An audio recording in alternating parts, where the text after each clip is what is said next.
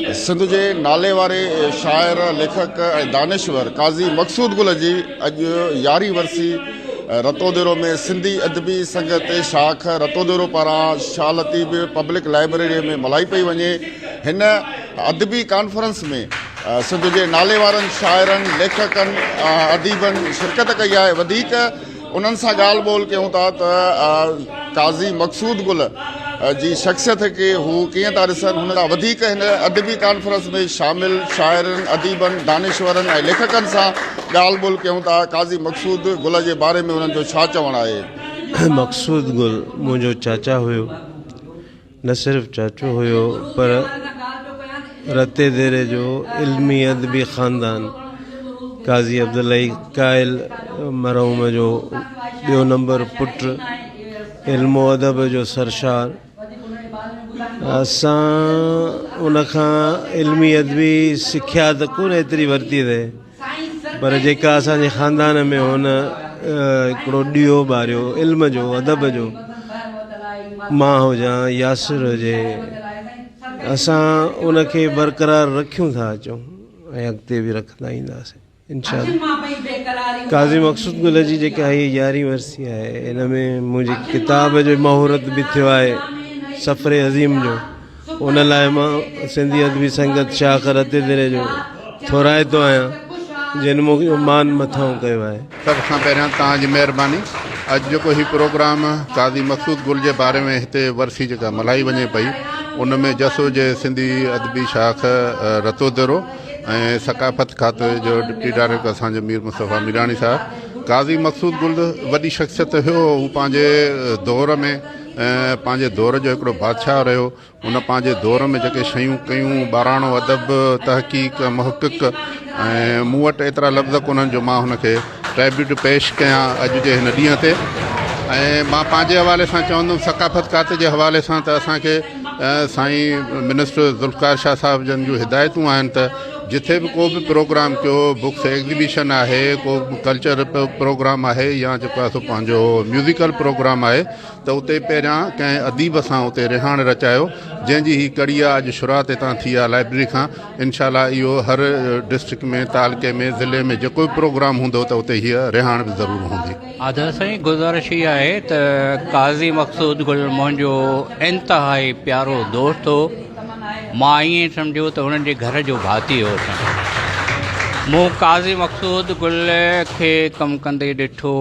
हू आला दर्जे जो नसर नवीस बि हो त शाइर बि हो। शाइरीअ में हू ॿाराणी शाइरी बि हुन कई, त संजीदा शाइरी बि हुन कई, त ज़राफ़त वारी शाइरी बि हुन कई। लोक अदब ते बि हुन जो तमामु सुठो कमु थियल हो।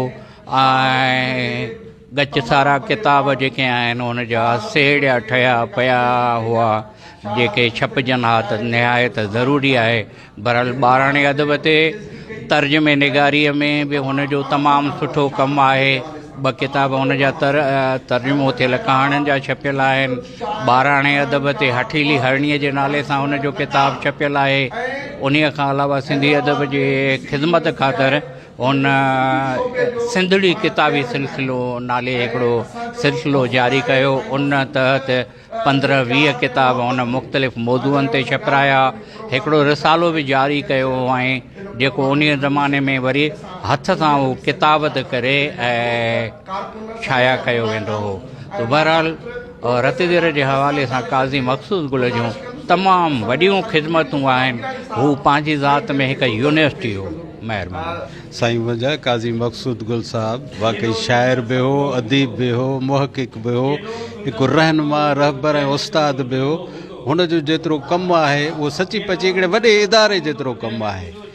को इदारो बि एतिरो कमु नथो करे साईं। काज़ी मक़सूद गुल साहब न सिर्फ़ु इदारे जेतिरो कमु कयो, पर हुन जेका माण्हुनि जी रहनुमाई कई, दोस्तनि शाइरनि नवनि जी रहनुमाई कई, उहो हिकिड़ो वॾो तारीख़ी रिकॉर्ड आहे साईं।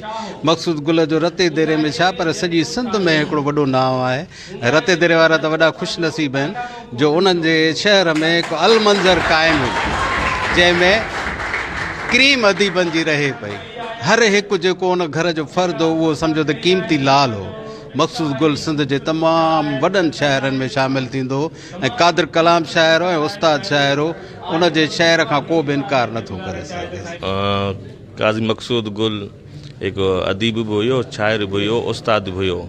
उनजी तमामु घणी लिटरेचर सां मुहबत हुई, अदब सां मुहबत हुई ऐं काफ़ी किताब उन पब्लिश कया। हिते रते दरे जो रहाको हुयो साईं जन, सो तमामु बहितर शख़्सियत हुई रते दरे जी। सो उन हवाले सां असां हिते शालती पब्लिक लाइब्रेरी रते दरे में director general of public library Sindh ऐं सिंधी अदबी शाख रते दरे पारां इन सभिनी सहकार सां अॼु 14 फेबरवरी ते असां उन जे बारे में कॉन्फ्रेंस बि रखी वई आहे हिते, ऐं प्लस में अदब जे हवाले सां, रीडिंग जे हवाले सां हिते असां बुक फेयर बि ऑर्गेनाइज़ कयो आहे। सो उनखे बेटा पेश कई थी वञे अॼु। मक़सूद गुल लाइ मां ईअं चवंदुसि त के शहर जेके आहिनि उहे शख़्सियतुनि सां सुञाता वेंदा आहिनि, ऐं असां जॾहिं बि रते दरे जो ज़िक्र कंदा आहियूं त असांजे ज़हन में जेका शख़्सियत फौरी तौर ते ईंदी आहे उहा काज़ी मक़सूद गुल साहिब जी ईंदी आहे। ऐं हू हिकु ई वक़्तु जीअं तव्हां चयो त घणरुखी शख़्सियत हुयो, त हुन नसर तौर नज़्म में न रुॻो पाण मल्हायो पर शख़्सी तौर बि हू हिकिड़ो इंतिहाई मुहबतूं ॾींदड़ माण्हू हुयो। सदाईं ॻराटड़ी पाए मिलंदो हुयो, प्यार सां मिलंदो हुयो, मुर्की मिलंदो हुयो, ऐं हू हिकिड़ो दर्दमंद दिलि रखंदड़ इंसानु हुयो, हिकिड़ो हसास इंसानु हुयो ऐं स्पेस ॾियण वारो हो। वॾी ॻाल्हि इहा आहे त हीउ दौर जंहिंमें असां चऊं था त हिकिड़ो पीढ़ी विछोटी जो मामिलो बि असांखे नज़र अचे थो पियो, सीनियर अदीब ऐं जूनियर अदीब जो को तालुक़ु नथो महसूसु थिए, उते असां साईं मक़सूद गुल खे ॾिसंदा हुआसीं त उन वटि का बि जनरेशन गैप या पीढ़ी विछोटी जो तसवुरु न हो। ख़ासि तौर ते हू नौजवाननि खे तमामु घणो हिमथाईंदो हो, उन्हनि खे वेझो आणींदो हो, उन्हनि खे उत्साह ॾींदो हो, उन्हनि जी रहनुमाई कंदो हो। त उहो हिकिड़ी वॾी शख़्सियत हुयो। इल्मी अदबी मैदान में त वॾी शख़्सियत हुयो ई, पर शख़्सी तौर ते हिकिड़ो वॾो माण्हू हो। ऐं असां हिन वरसी तक़रीब में उनखे यादि करे सचपच उनखे तमामु घणो मिस कयूं था।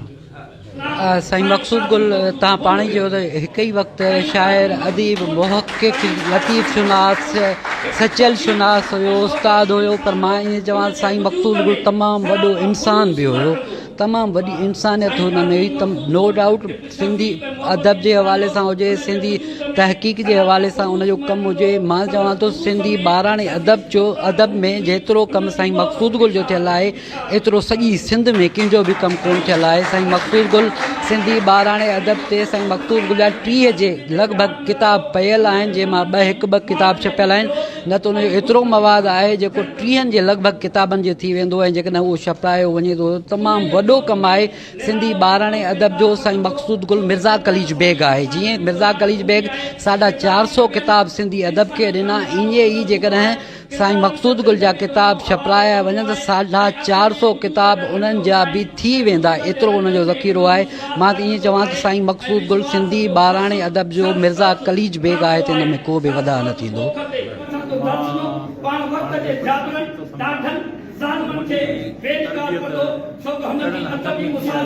इनकलाबी हुई ऐं सोच इंसानियत वारी हुन जे ठहियल हर इल्मी अदबी खजी संदसि दोस्त राजा कंदा हुआ, हुन जे छावरे में न कंदा हुआ, न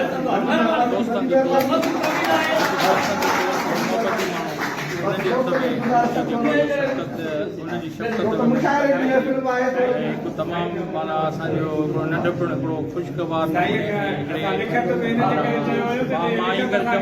मां हिकु माना उनजे हथनि में पलियुसि, उनजे हथनि में जवान थियुसि, जंहिंजे माना हिन धरतीअ खे पंहिंजे पासो ऐं शाइरी जा गुल अर्पिया, इल्म अदब जा गुल अर्पिया, मां हुनजे पासो हथनि में पलियुसि। इहा मुंहिंजी ख़ुशनसीबी आहे। उहो हिकु वॾो इंसानु हो, हिकु शफ़ीक़ इंसानु हो। वरी उनखां वधीक मुंहिंजी ख़ुशनसीबी आहे त सॼी औलाद में वरी मां बाबा जे तमामु मुंहिंजी वरी इहा बि अञा वधीक ख़ुशनसीबी आहे। सॼी औलाद में जेके बि असां 4 भाइर हिकु भेण हुआसीं, सभिनी में मुंहिंजी इहा ख़ुशनसीबी आहे त मां बाबा सां तमामु घणो तमामु क्लोज़ वॾी शाइरी सां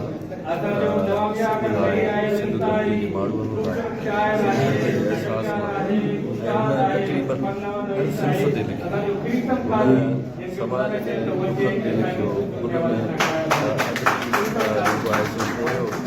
पंहिंजो जारी रखियो।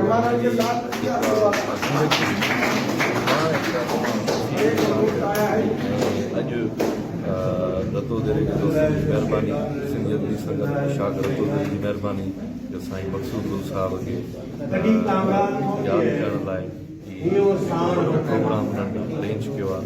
तव्हां दोस्तनि जी महिरबानी, सिंधी जी महिरबानी, तव्हां हिन प्रोग्राम खे कवरेज सिंध जे सकाफ़त खाते जे तावन सां सिंधी अदबी संगत शाख रतोदेरो पारां काज़ी मक़सूद गुल जी यारहीं वरसीअ जे हवाले सां अदबी कॉन्फ्रेंस में शामिल शाइरनि अदीबनि जो इहो चवणो त काज़ी मक़सूद गुल वॾे पाए जो शाइर हुयो ऐं हुन इल्म उरूज़ जे हवाले सां हुन जी शाइरीअ में जेका जिदत हुई उहा जेका असां वरले कंहिं शाइर में मिले थी।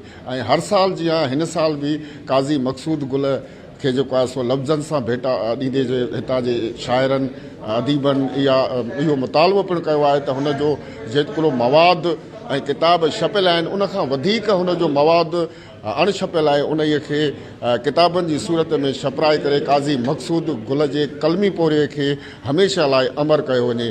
कैमरा टीम सां गॾु गुलबार शेख, सिंध TV न्यूज़, रतोदेरो।